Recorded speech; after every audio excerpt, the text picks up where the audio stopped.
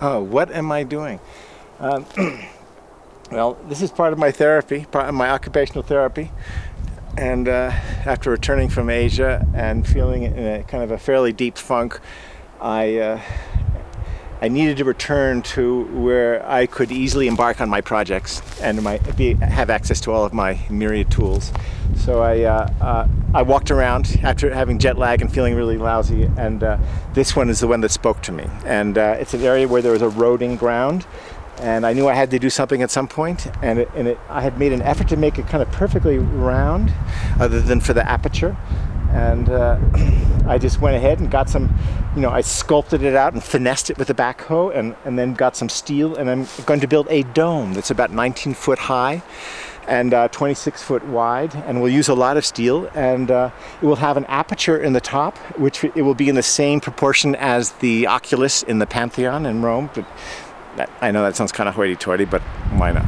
And so here I am today, lifting the central ring, or the oculus, or the aperture, which will then be the pivotal hub to which all the rebar will attach.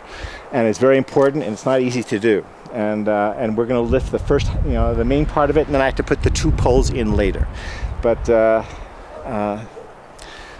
shall we do it?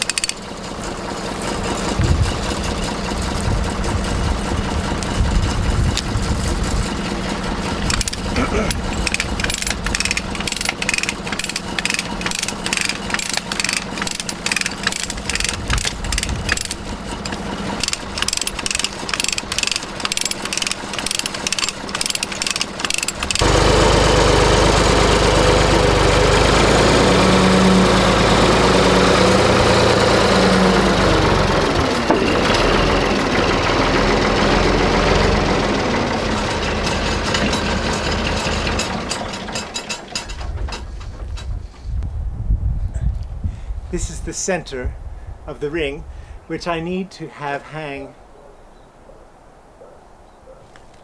right about here. So this needs to be moved, and so I will come along this to that. But basically I need to get this right over the center of that, so that this plumb bob, which is directly underneath the center of that aperture, will hang right about here. So we're even close right now. And then after that, then I have those two more poles to somehow... Show me again where it's going to hang. It'll hang right about over here. That's about the center of this sphere, actually right there. And then I will bring in the other two poles somehow, and then make sure the ring is level on top. And then I start to weld on some more of these to strengthen this. Otherwise, the 2-inch pole is not that, it's kind of flimsy, I guess.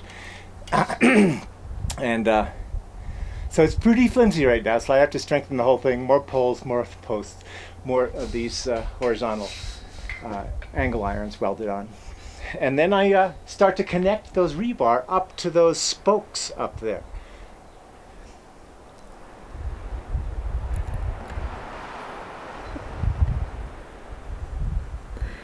So are you happy with the progress so far today? Well, this was as I told you, was a one-off. And how can you beat this? I mean, like, how many men would it have taken that otherwise? And I don't know what difference would it have made. It's so awkward and high and difficult to leverage.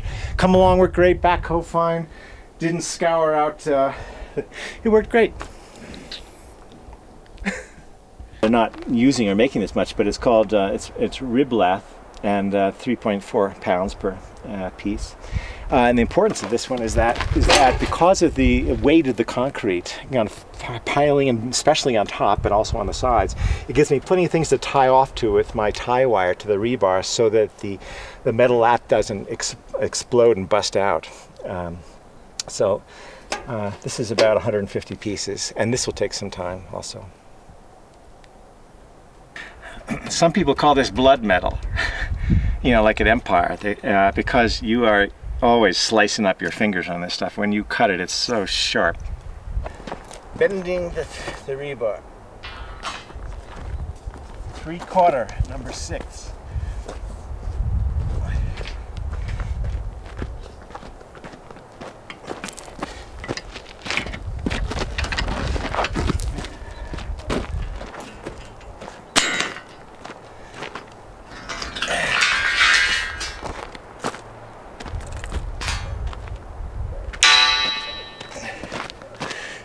One end is flat a little bit because that's what I was holding.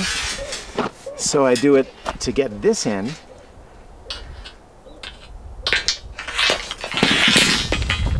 I do it again.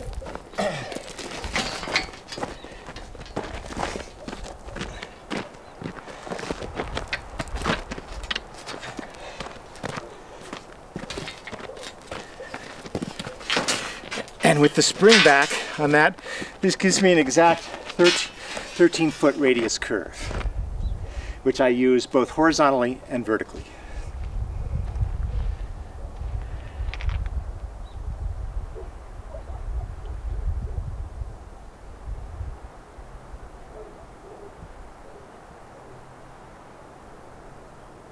Well, what's interesting actually is that the mid part of the sphere, where you to superimpose a sphere in here, is actually right here at about 5 foot.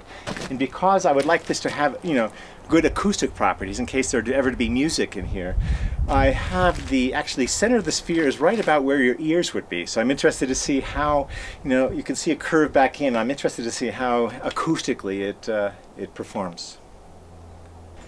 And you see how, you know, what was interesting also is that I had the backhoe, the digging part, right in the very center, kind of, and I was able just to swing it around with the boom of the backhoe being kind of its own radius to carve this out. So once I put in the stucco lath, or the rib lath, the metal rib lath in here, then I would just pump concrete into it, and it'll just fill in between here and the rock, so that the rock functions as a perfect form.